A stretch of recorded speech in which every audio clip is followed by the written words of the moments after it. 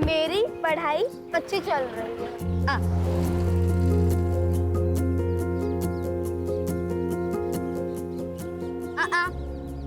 ताई please chocolate खानी है।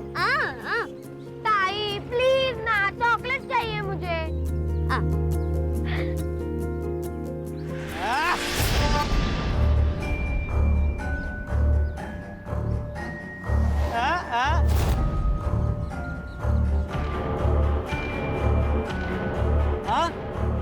सुन भी सकती, दोस्ती करेगी, दोस्ती।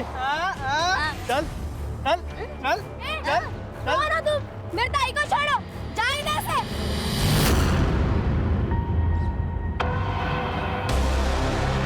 ए, अपनी मम्मी को जाके बोल दे, तेरी ताई शाम को आएगी। चल ताई, चल ताई। खबरदार अगर इन लड़कियों के आसपास भी देखा मैंने तुम्हें तो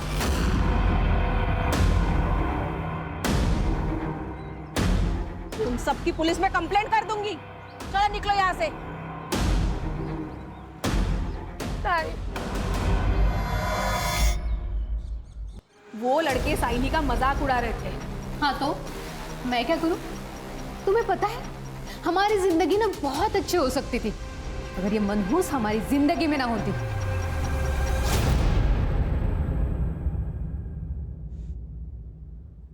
तुझे क्या लगता है मैं कम परेशान हूं? कितना अच्छा होता अगर पैदा होते ही मर जाती या अपनी मां के साथ मर जाती।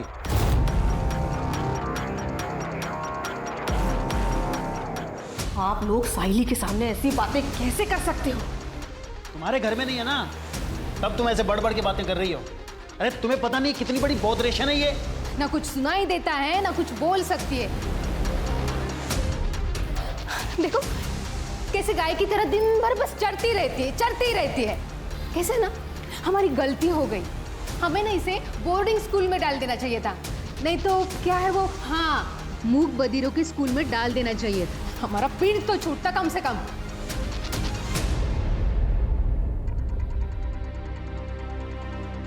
आप लोग ऐसी बातें कैसे कर सकते हो? आप जानते हो वो एक स्पेशल चाइल्ड है।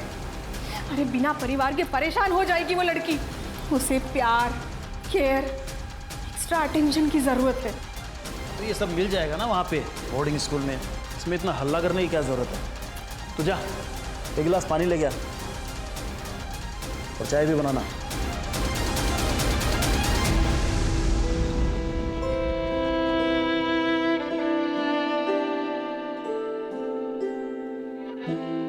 मम्मी पापा तुझे दूर भेजने चाहते। हाँ हाँ हाँ हाँ हाँ ताई, अब आपको कैसे समझाऊं?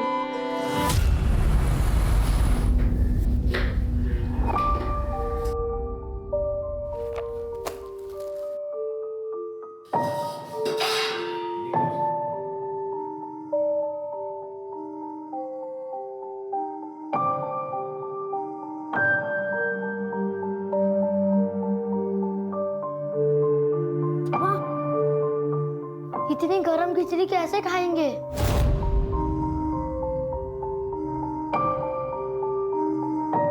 तू टाइम से घर नहीं आ सकती थी क्या? चलो बच्चा लोग,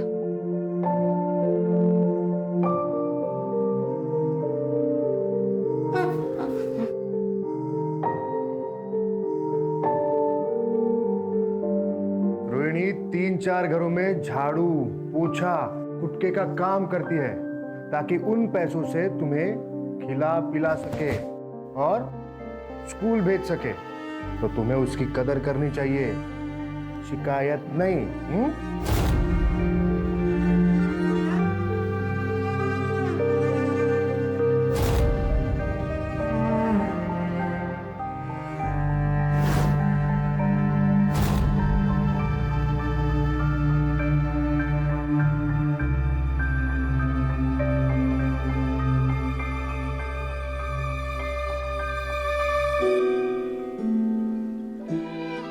कह रही है कि उसे आने में लेट हुआ इसलिए उसे बुरा लग रहा है, पर पवार साहब की बीवी ने उसे एक्स्ट्रा काम दे दिया था जिसके उसे एक्स्ट्रा पैसे भी मिले। और उसी पैसों से वो अपने भाइयों के लिए नए कपड़े भी खरीदेगी। यस।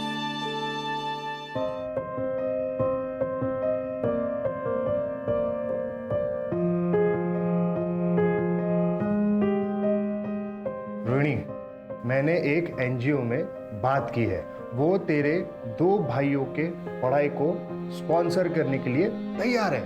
एक बार स्पॉन्सर आ गए तो तेरे पैसों की समस्या खत्म हो जाएगी। ठीक है, मैं निकलता हूं।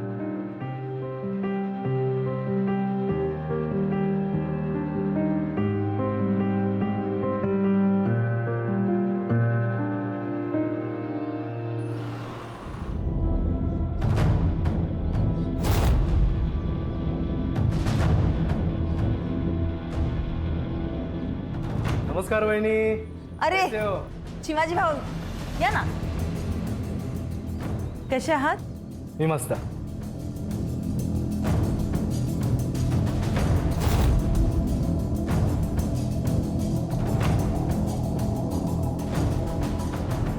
तुम्ही बसा ना, चाय पानी घ्या, मैं इनको बुला के लेके आती हूँ. हो.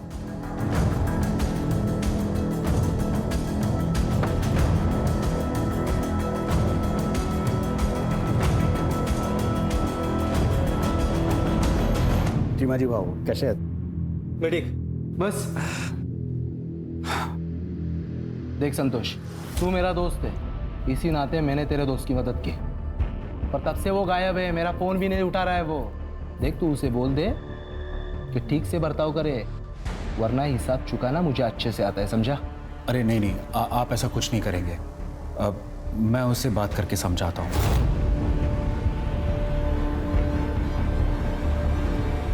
पवार साहब आ गए. नमस्ते. नमस्कार पवार साहब. नमस्कार नमस्कार. चले.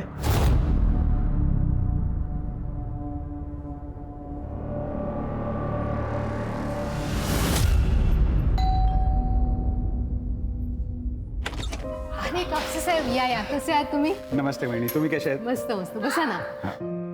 मन्या ए चल.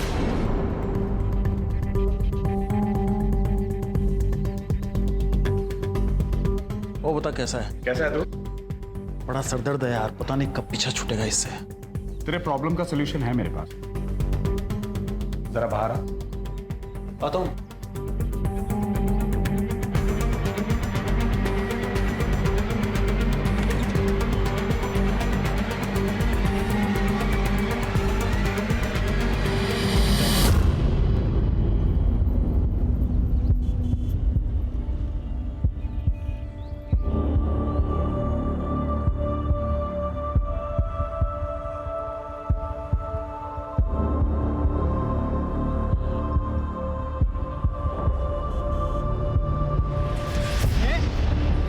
क्या समझती है अपने आप को? हाँ, उस दिन बहुत बनकर दिखा रही थी.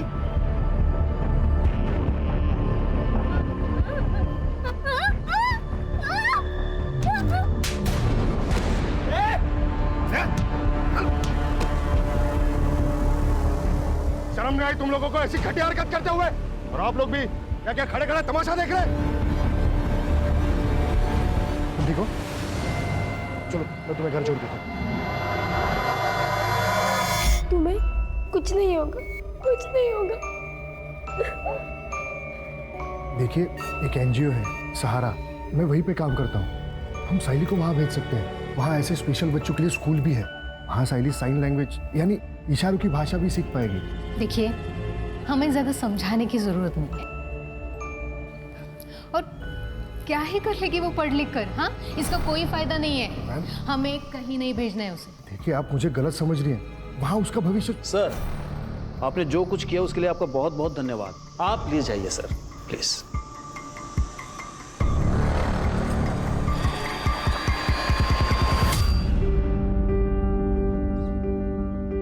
ताई, आज हमारे लिए क्या लेकर आओगी?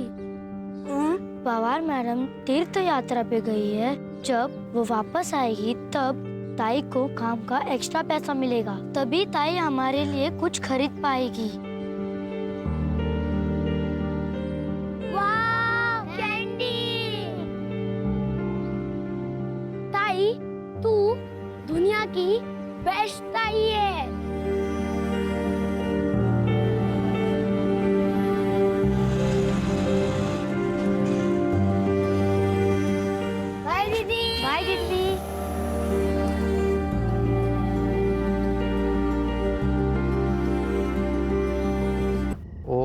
एनजीओ वाला लड़का कौन आता है?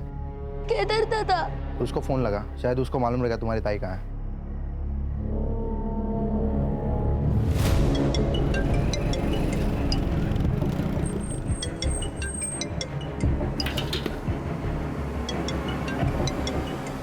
हेलो हेलो केदार दादा, ताई काम से अब तक नहीं आई है, हमें बहुत डर लग रहा है।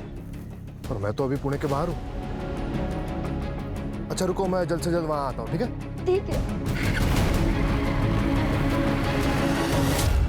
ये दोनों रोहिणी के भाई हैं और ये रोहिणी सुन बोल नहीं सकती है। जी लेकिन तब तक इन दोनों का क्या, इनकी देखभाल कौन करेगा? सर, मैं ही इन्हें एनजीओ के ऑफिस में लाया था, मैं ही देखभाल करूंगा सर इनकी। ठीक है, आप लोग टेंशन मत लो, हम आपकी बहन को जल्दी से जल्दी ढूंढ देंगे, ठीक है? ये रोहिणी जहाँ जहाँ काम करती थी उन सभी घरों में जाके पता करो, और जहाँ रहती थी वहाँ भी जाके पता करो। Okay sir. Yes sir. Rohini कल काम पे आई नहीं थे साहब। अरे पवार साहब? पवार साहब तो कुछ दिनों पहले कैंपेन चले गए, और मृदुला मैडम 2 दिन पहले ही वैष्णो देवी गई। उन लोगों ने सब रोहिणी को कॉल किया था। रोहिणी का भाई उसके लिए फ़ोन पे बात करता था, लेकिन रोहिणी के भाई ने भी फ़ोन नहीं उठाया साहब। रोहिणी बहुत मेहनती लड़की थी, काम भी बहुत अच्छा करती थी और अपने भाइयों से बहुत ज़्यादा प्यार भी करती। एक माँ की तरह संभाला उसने अपने भाइयों को।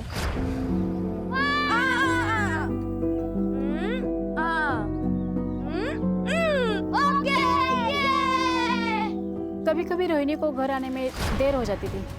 दोनों लड़कों को बहुत भूख लगती थी, इसीलिए रोहिणी ने एक तरीका निकाला था।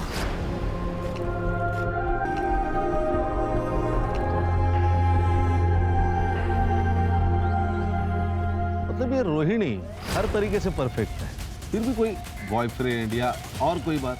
नहीं, ऐसा कुछ नहीं था, लेकिन मुझे कभी कभी ऐसा लगता था कि रोहिणी और उस एनजीओ वाले लड़के केदार के बीच में कुछ तो चल रहा है। वो दोनों एक दूसरे को ऐसे देखते थे जैसे उन दोनों में प्यार हो। लेकिन किसी ने भी श्योरिटी के साथ ये नहीं कहा है कि केदार उसका बॉयफ्रेंड है, राइट? सर फिर भी हमने केदार को क्वेश्चनिंग के लिए बुलाया है। वो सीसीटीवी का क्या हुआ? सर बस्ती या उसके आसपास तो कोई सीसीटीवी नहीं है, लेकिन हाँ सर, बस्ती के बाहर एक मेडिकल शॉप है, वहाँ का फुटेज मिला है। ये देखिए सर, ये देखिए, ये देखिए सर, ये रोहिणी का रोज का रूट है। इसी रास्ते से वो हर रोज काम पर जाती है। सर हम पवार के घर पे भी गए थे, उसके वॉचमैन से पूछताछ की, सीसीटीवी भी चेक किया, लेकिन रोहिणी उस दिन उसके घर नहीं पहुंची थी। इस केस में सबसे बड़ा प्रॉब्लम यह है कि रोहिणी सुन बोल नहीं सकती है, ना ही वो मोबाइल इस्तेमाल करती है जिससे उसकी लोकेशन या उसके बारे में पता चल सके। इनफैक्ट चैट का तो सवाल ही नहीं पैदा होता। इस केस को पुराने तरीके से सॉल्व करना पड़ेगा। पर साइली तुम्हारा अपना खून है। तो क्या हुआ? गंदा खून है, मुझे नहीं चाहिए ये अपने घर में। मुझे लड़का चाहिए, और नंदिनी को भी। प्रॉब्लम तुझ में है, साइली में नहीं। मतलब क्या है तुम्हारा? तुम्हारी पहली बीवी सुधा, जिसने साइली को जन्म दिया, और ये तेरी दूसरी बीवी नंदिनी, इसने भी एक बेटी को जन्म दिया, अदिति को। तो फिर तू सिर्फ साइली के बारे में क्यों बात कर रहा है? क्योंकि बोझ है हमारे ऊपर, गले में फंसी हड्डी है जिसे हम निकल नहीं सकते, इतने खर्चे हैं हमारे। और एक बात बताइए, ऐसी लड़की से शादी कौन करेगा? सही बात है। तुम दोनों को समझ रही हूँ, पर मैं तुम दोनों को वार्निंग दे रही हूँ। अगर साइली के साथ तुम दोनों ने कुछ भी गलत किया ना, तो मैं पुलिस में तुम्हारी कंप्लेंट करूंगी।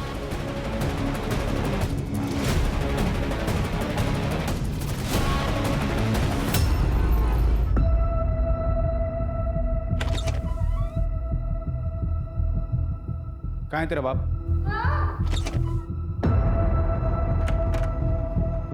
मैं तुझे अभी भी बोल रहा हूँ, तेरी सारी मुसीबतों से छुटकारा पा ले, वरना तेरे को बहुत बड़ी प्रॉब्लम हो जाएगी। देख, जो ठीक लगे वो कर, मुझे इस प्रॉब्लम से छुटकारा चाहिए, बस। नहीं सर, मेरे और रोहिणी के बीच कोई रोमांटिक रिलेशन नहीं था। लेकिन पड़ोसियों ने तो तुम्हें रोहिणी का हाथ पकड़े हुए देखा था। सर उन्हें कोई गलतफहमी हुई होगी, मैं तो बस उसे इमोशनल सपोर्ट देने की कोशिश कर रहा था, क्योंकि मुझे पता है सर, जो लोग बोल और सुन नहीं सकते वो खुद को दुनिया में अकेला महसूस करते हैं। हर्षा, भाई साहब तो बहुत होशियार है, क्या पीएचडी की है सब मामलों में? नहीं सर, एक्चुअली मेरे आई बाबा बोल और सुन नहीं सकते, मुकबधिर है, और अकेला ही होने के नाते मैंने बचपन से देखा है कि ऐसे लोगों को बहुत दिक्कत होती है। इसलिए सर मैंने बचपन में ही सोच लिया था कि मैं ऐसे लोगों के लिए कुछ करूँगा। इसलिए सर मैंने एनजीओ ज्वाइन किया। तो मैं रोहिणी को कैसे तकलीफ पहुँचा सकता हूँ सर? वो तो बहुत यकीन करती थी मुझ पर। भले ही मैंने पिछले 2 साल में कुछ खास नहीं किया उसके लिए, पर सर मेरी उस पर कभी गलत नज़र नहीं गई। Trust me sir.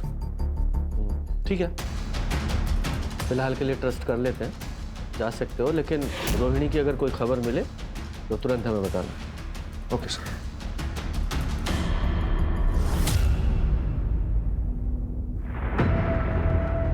ये रोहिणी जा कहाँ सकती है? अभी तक एक भी क्लू हाथ नहीं लगा है।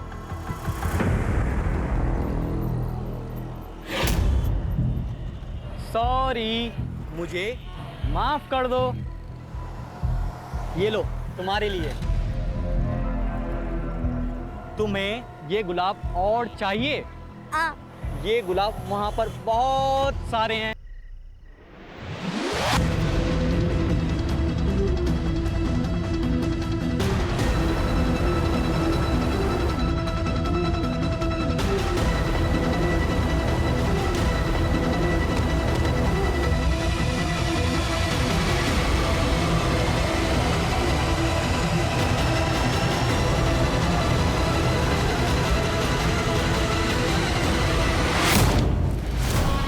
लगता है निकल गई हाथ से।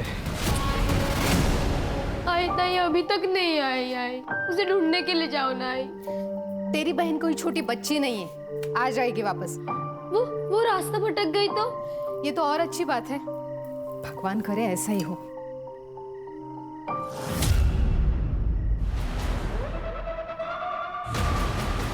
नहीं मिली। एक काम करते हैं, पुलिस के पास चलते हैं। नहीं, ये तो हमारे लिए अच्छा है ना, हम बस चुप रहेंगे। अदिति अगर पूछेगी तो उसे क्या जवाब देगा? आप उसकी चिंता मत कीजिए, मैं अदिति को संभालूंगी।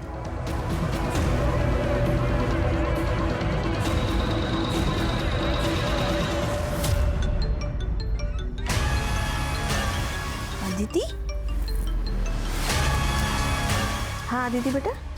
क्या आज दोपहर से ताई घर नहीं आई है और आई बाबा भी पुलिस के पास नहीं जा रहे? प्लीज अच्छा ताई को ढूंढ दो।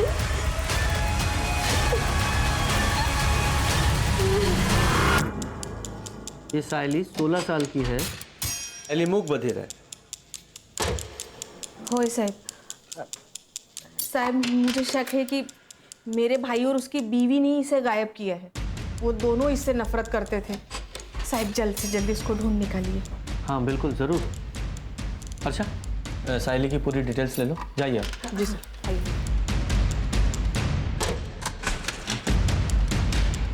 सर, कहीं ये केस रोहिणी से कनेक्टेड तो नहीं है? क्योंकि दोनों लड़के अमुक बधिर हैं और दोनों का एज ग्रुप सेम है। हाँ, लेकिन अभी ये अनुमान लगाना ठीक नहीं होगा। पहले चल के साइली के माँ बाप से मिलते हैं। ओके।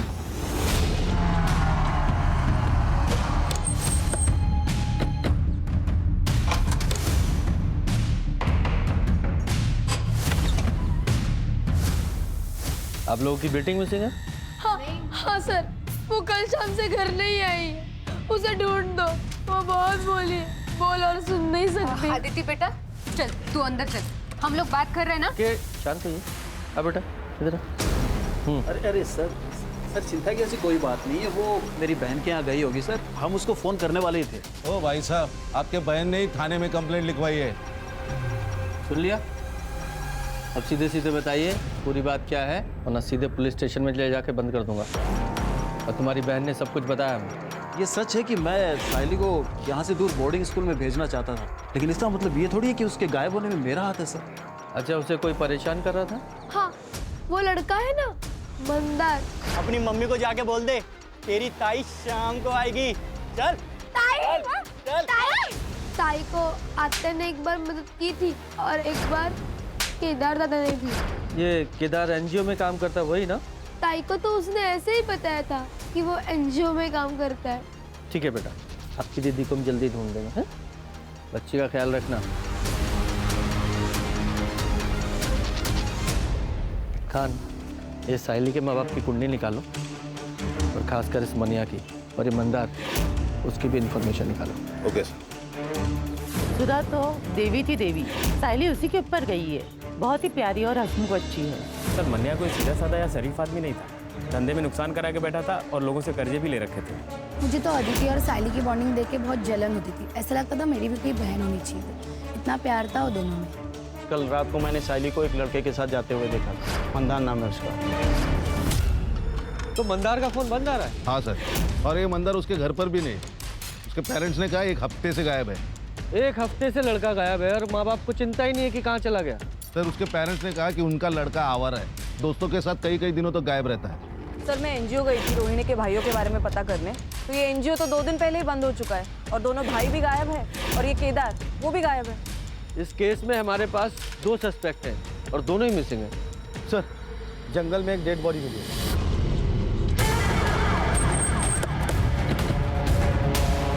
कि सीडीआर के अनुसार वो संतोष नाम के कॉन्ट्रैक्टर के साथ टच में था और कोई बिजनेसमैन भी है चिमाजी नाम का।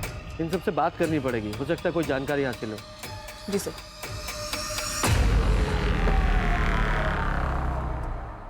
सर मन्या का अच्छा दोस्त होने के नाते जब मन्या को नुकसान हुआ तो मैंने उसे मदद की थी। चीमा जी से मैंने उसे 25 लाख रुपए दिलवाए थे। गलती हुई जो मैंने उसे लोन दिया, इंटरेस्ट तो मिला नहीं, उल्टा मेरा पैसा लटक गया। सर मैंने गारंटी ली थी, मैं बहुत प्रेशर में आ गया था, इसलिए मैं बार बार उसे कॉल करता था और मिलता था और उसे बोलता था पैसे दे दे पैसे दे दे। यार मैं चीमा जी को क्या जवाब दूँ? अब मैं अपने एसेट्स बेच के तो तेरी लोन पे नहीं कर सकता ना। संतोष तो मेरे भाई जैसा है, कुछ भी करके उनको समझा दे।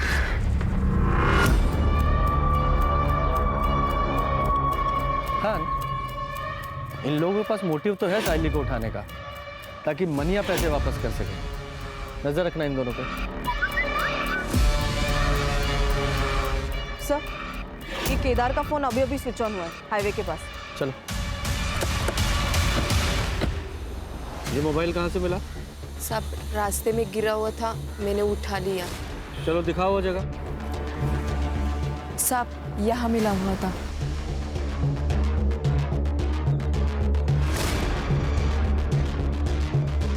तो बाइक यहाँ से किसकी पड़ी है? सर ये देखिए यहाँ खून गिरा है। कर ले, इस ब्लड का सैंपल लो और लैब में भेजो। सर। हाँ चलो, इस बाइक की डिटेल निकालो। सर आरटीओ से इंफॉर्मेशन मिली है कि बाइक केदार की है। और जिस तरीके से केदार की बाइक हमें रोड के किनारे पड़ी मिली, ऐसा लगता है कि जब वो सायली या रोहिणी जिस किसी के साथ भी भाग रहा था उसका एक्सीडेंट हो गया। हमें रोहिणी की बॉडी भी वहीं मिली जहाँ ये केदार की बाइक मिली थी। और ये भी हो सकता है कि सायली के गायब होने में भी केदार का हाथ हो। ये मंदार का क्या हुआ? नहीं सर, अभी भी ढूंढ रहे उसे। सर एक और बात, नंदिनी की सीडीआर से एक बात पता चली है कि नंदिनी संतोष के साथ टच में थी। इनफैक्ट सर कुछ महीनों से उसकी लोकेशन भी संतोष के घर के आसपास थी। नहीं तो मैं क्यों संतोष के घर जाऊंगी? हाँ बस 1-2 बार गई थी, वो भी मना के काम से। अच्छा, नहीं मुझे तो पता चला कि पिछले 2 महीने में 15 बार तुम वहाँ गई थी। ठीक है कोई बात नहीं, मैंने से ही पूछ लेती हूँ, वही मुझे बता दे शायद तुम वहाँ क्यों गई थी। मैडम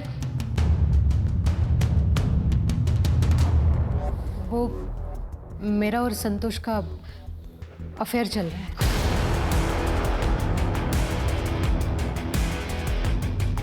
मन्या और मैं हमेशा से एक बेटा चाहते थे। इनके खानदान में कभी कभार ही बेटे होते। मन्या के बड़े भाई जो औरंगाबाद में रहते हैं, उनकी भी 3 लड़कियां हैं, लेकिन संतोष के 2 बेटे जो बोर्डिंग स्कूल में पढ़ते हैं, और उसका बड़ा भाई उसे भी 2 बेटे हैं। मैं मन्या को बेटी का गिफ्ट देना चाहती थी, बस इसके लिए मैंने संतोष के साथ अफेयर शुरू किया। इसके अलावा मुझे संतोष से कोई लेना देना नहीं। विचित्र बात है ना कि पति को लड़का गिफ्ट करना है तो पति के दोस्त के साथ ही अफेयर कर डाला। वाह कमाल है। सर नेक्स्ट लेवल की पतिव्रता है। ये डेली सोप के सीरियल के लिए नया सब्जेक्ट मिल गया। सर रोहिणी की पीएम रिपोर्ट। रोहिणी की मौत हुई है 19 नवंबर को रात को 10 से 12 बजे के बीच और रीजन ऑफ डेथ है मल्टीपल स्टैब वुंड। रोहिणी 2 हफ्ते प्रेग्नेंट थी, तो ये प्रेगनेंसी तो नहीं उसकी मौत का कारण? पॉसिबल है सर। केदार के बारे में इंफॉर्मेशन मिली, वो सिटी हॉस्पिटल में एडमिट है। पिछले हफ्ते उसका एक्सीडेंट हुआ था, फ्रैक्चर भी है। और एक बात सर, ये बाइक के पास जो ब्लड साइन मिले थे वो केदार के। एनजीओ तो बंद हो गया है सर, क्योंकि वहाँ की लीज खत्म हो गई थी और ओनर ने उसे रिन्यू करने से मना कर दिया था, क्योंकि किसी बिल्डर से उसे उस ज़मीन के लिए अच्छे ऑफर मिल रहे थे। इसलिए रातों रात सर एनजीओ बंद कर दिया गया। रोहिणी के दोनों भाई कहाँ हैं? सर एनजीओ को टेम्पररी बेसिस पे पुणे शिफ्ट कर दिया गया है। तुषार और तन्मय सर दोनों वहीं पे हैं। मैं पुणे जा ही रहा था कि हाईवे पे मेरा एक्सीडेंट हो गया। भला उन लोगों का जो मुझे हॉस्पिटल लेके आए। तुम्हें पता है रोहिणी का मर्डर हो गया है और वो साहिली वो गायब है। मैं तुषार और तन्मय को कैसे बताऊंगा कि बहन मर गई?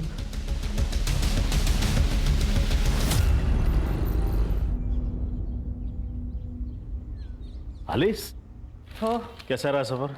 बहुत अच्छा। रोहिणी कहाँ है? आज आई नहीं क्या? रोहिणी तो तब से काम पे नहीं आ रही है जब से तुम वैष्णो देवी गई हो। पर अब तो पुलिस को उसकी लाश भी मिली है। क्या? पुलिस ने बताया कि रोहिणी का रेप और मर्डर हुआ है। ये तो बहुत बुरा हुआ अविनाश। आप किसी भी हाल में उसके कातिल को ढूंढवाओ और उसे सजा दिलाओ। अपने पूरे पावर का इस्तेमाल करो और उस बेचारी को इंसाफ दिलाओ। पुलिस जांच कर रही है, एक बार उसे पकड़ ले, फिर मैं पूरी कोशिश करूंगा उसे जल्द से जल्द सजा दिलाने की। सर केदार सच बोल रहा था। पुणे पुलिस ने भी कंफर्म किया है कि एनजीओ टेम्पररी बेसिस के लिए वहां शिफ्ट हो गया और रोहिणी के दोनों भाई तुषार और तन्मय भी वहीं पर थे। Thank God.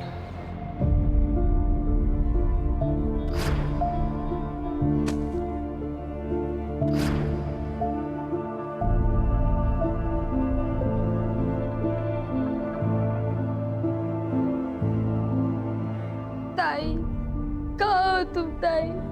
जल्दी वापस आओ ना। सर ये मंदार का फोन मार्केट में बंद हुआ था। ये मंदार के फोन में 2 सिम कार्ड थे, जिसमें से एक सिम कार्ड हमें उसके घर से मिला था।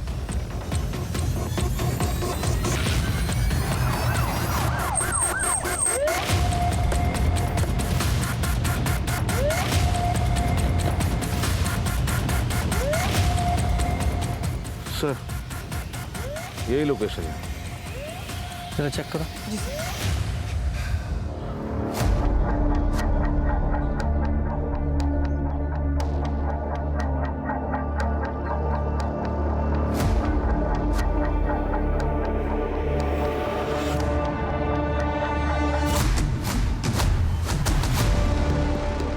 सर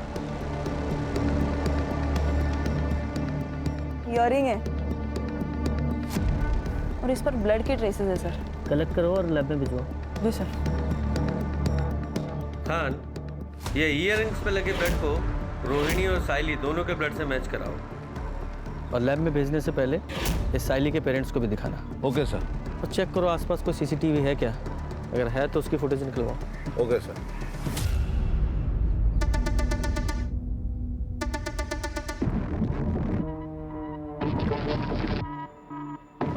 ये तो मेरे ताई के हैं। आप उन्हें लेके नहीं आए? कहाँ है मेरे ताई? बेटा हम साइली को जल्द से जल्द ढूंढ लेंगे। प्रॉमिस? प्रॉमिस। सर वो जो इयरिंग्स पे ब्लड मिला था वो रोहिणी और साइली दोनों के ब्लड से मैच नहीं होता। और हाँ सर, वो जो ब्लड हमें रास्ते पर मिला था उसके आसपास का सीसीटीवी हमने चेक किया तो उसमें एक गाड़ी नजर आ रही है जिसमें एक लड़की लेटी हुई है। उसका चेहरा तो क्लियरली दिख नहीं रहा और सर गाड़ी का नंबर भी क्लियरली नहीं दिख रहा। उस पूरे एरिया को फिर से चेक करते हैं।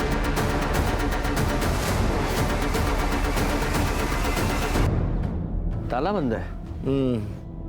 सड़े ताला तोड़ो।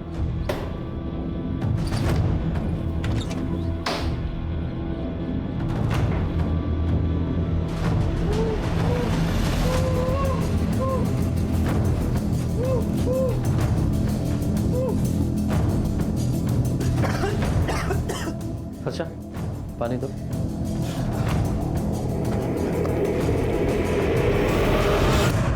तुझे यहाँ किसने बांध के रखा है? उस रात जब मैं साहिनी के साथ था तो मुझे किडनैप कर लिया गया।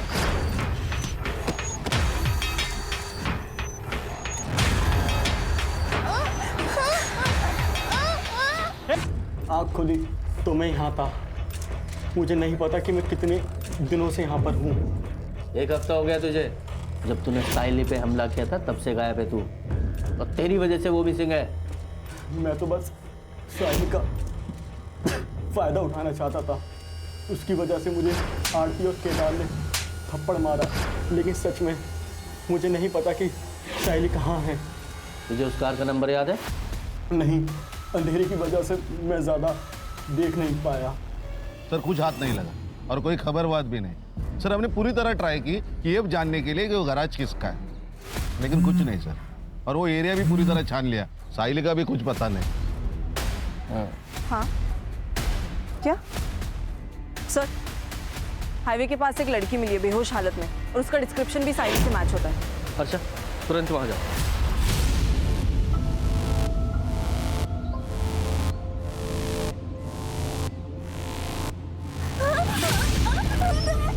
बेटा डरो मत, हम पुलिस है। क्या हुआ तुम्हारे साथ बता।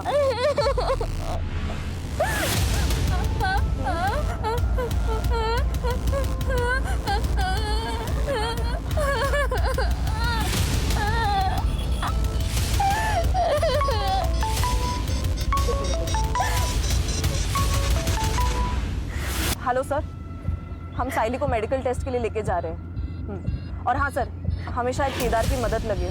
ये क्या कह रही है कुछ समझ नहीं आ रहा सर। यस सर, साइली की मेडिकल रिपोर्ट से तो ये बात क्लियर है कि उसके साथ मल्टीपल रेप्स हुए हैं। केदार। हाँ सर।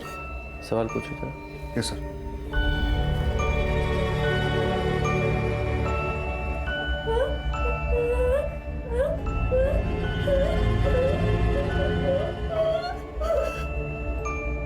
सर मैं कुछ समझ नहीं पा रहा हूँ। ये प्रॉपर साइंस यूज नहीं कर रही है। ये रोहिणी की तरह स्पेशल स्कूल गई नहीं है ना।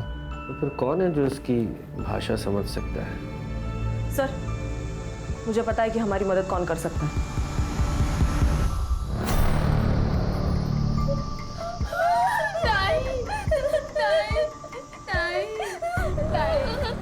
अदिति देखो बेटा, तुम हमारी मदद करोगी? तुम्हारी ताई क्या कहना चाह रही है हमें बताओगी प्लीज? ताकि हम उसके असली गुनहगारों को पकड़ सके। पूछो उसे क्या हुआ था। क्या हुआ था? ताई कह रही है कि वो एक छोटी सी गंदी सी जगह पे थी, वहाँ बहुत अंधेरा था और एक चारपाई थी और वहाँ 3 आदमी थे। बाद में क्या हुआ, वो 3 आदमी ताई के साथ बहुत गंदा काम करते थे और कल उस चौथे आदमी ने ताई को छोड़ दिया और कहा भाग जाओ। ताई भागी भागी बहुत भागी और भागते भागते बेहोश हो गई। बेटा जरा अपनी ताई से पूछो कि उस चौथे आदमी का चेहरा याद है क्या? उसका स्केच बनवा सकती है? तुम उस चौथे आदमी का स्केच बनवा सकती हो?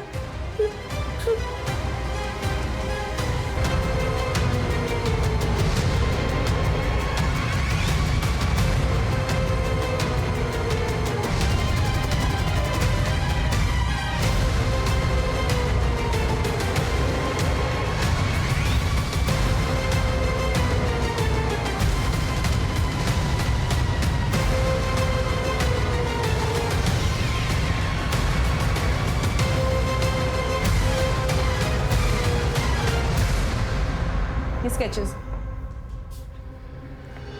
ये संतोष कापसे, चिमाजी गांवकर, अविनाश पवार और ये चौथा आदमी सर। बबलू, ये संतोष का ड्राइवर कम सर्वेंट। इन चारों को उठा के लाओ अभी के अभी। तुम चारों खुद से बोलना शुरू करोगे या हम अपने तरीके से को बुलवाएं? बोलो। सर हम तीनों ने इससे पहले भी अपने अपने घरों के मेड के साथ कई बार रेप किया है और फिर हम उन्हें अच्छे पैसे भी देते थे ताकि वो अपना मुंह बंद रखें। सर हमें कम उम्र की लड़कियों के साथ रेप करने में हमें बहुत मज़ा आता है। और फिर एक दिन पवार साहब ने हमें एक मूक बधिर लड़की रोहिणी के बारे में बताया था। और सबसे बड़ी बात, वो किसी को बता भी नहीं सकती कि हमने उसके साथ क्या किया है। Cheers! सर बबलू मेरे भरोसे का ड्राइवर कम नौकर है। उसने रोहिणी को पवार साहब के घर जाने से पहले ही किडनैप कर लिया। मेरे फार्म हाउस पर लेके आया और हम तीनों ने उसका रेप किया, बता ना सके और अपना मुंह बंद रखे। हमें दिव्यांग लड़कियों का रेप करने में तीनों को किक मिली। अब हमें ऐसी लड़की चाहिए थी, तो तभी संतोष ने हमें साइली के बारे में बताया। और जब ये बबलू साइली को किडनैप तो वो ऊपर ही छोड़ दिया था कि क्या करना है। सर हम मंदार को मारने ही वाले थे कि आप सब उस तक पहुंच गए, इसलिए हम सब डर गए और साइली को छोड़ दिया। सर हमें लगा कि वो मूक बधिर है, किसी को क्या बताएगी। और उसी मूक बधिर लड़की ने तुम चारों हैवानों के चेहरे हमारे सामने ला दिए। रोहिणी के साथ क्या किया? सर हम रोहिणी से थक गए थे, फिर किसी ने हमें रोहिणी को मारने का ऑफर दिया। किसने ऑफर दिया? हाँ, मैंने ही अपने ड्राइवर की मदद से रोहिणी को मारने का ऑफर दिया था, क्योंकि मुझे मूक बधिर लड़कियों से सख्त नफरत है।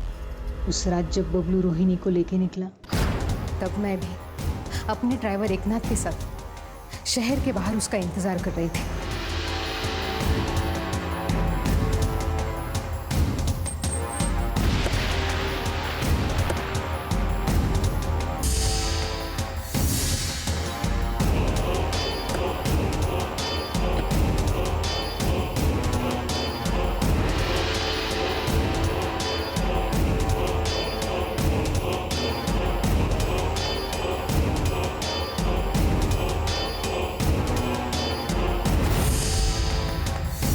चिमा जी को खुश करना चाहती थी, ताकि वो मेरे और मन्या के खिलाफ कोई लीगल एक्शन ना ले, क्योंकि मन्या ने उनका पैसा नहीं लौटाया था, वरना हम घर बार सब कुछ खो देते थे। चिमा जी ने तो हमें और टाइम देने का वादा किया था, अगर हम उन्हें रोहिणी से छुटकारा दिला देते। तो तुम्हें पता था साइली को बबलू ने किडनैप किया है और वो सब लोग मिलकर उसके साथ क्या करने वाले हैं?